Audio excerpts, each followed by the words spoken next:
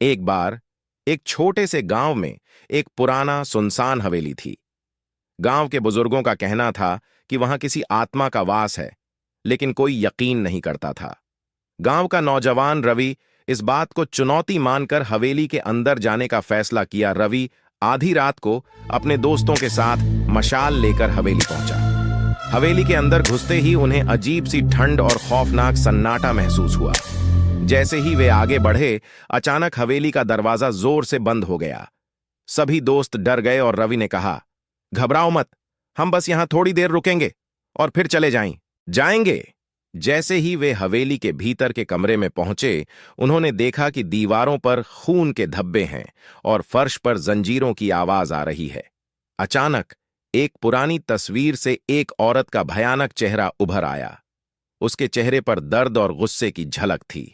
रवि ने हिम्मत करके पूछा, तुम कौन हो और हमें क्या चाहिए? औरत ने जोर से हंसते हुए कहा, मैं वही हूं जो कभी इस हवेली की रानी थी। अब तुम सब मेरे साथ रहोगे, हमेशा के लिए। औरत ने अपनी लंबी पतली उंगलियों से रवि की तरफ इशारा किया और तभी उसकी आंखें लाल हो गईं। रवि के शरीर में अजीब सी जकड़न महसूस हुई और उसके दोस्तों की आंखों के सामने ही वह हवा में उठने लगा। सभी दोस्त डर के मारे भागने लगे, लेकिन हवेली के दरवाजे और खिड़कियां अपने आप बंद हो गईं।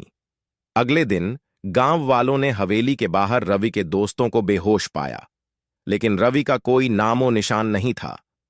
जब दोस्तों को होश आया, उन्होंने बताया कि हवेली के अंदर जो कुछ भी हुआ वह एक डरावना सपना नहीं, बल्कि सच्चाई थी।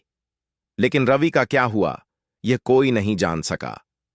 आज भी गांव के लोग उस हवेली के पास जाने से डरते हैं। कहते हैं, रात के अंधेरे में हवेली से रवि की चीखें और उस औरत की हंसी सुनाई देती हैं। किसी ने फिर से उस रहस्यमयी हवेली में जाने की हिम्मत नहीं की।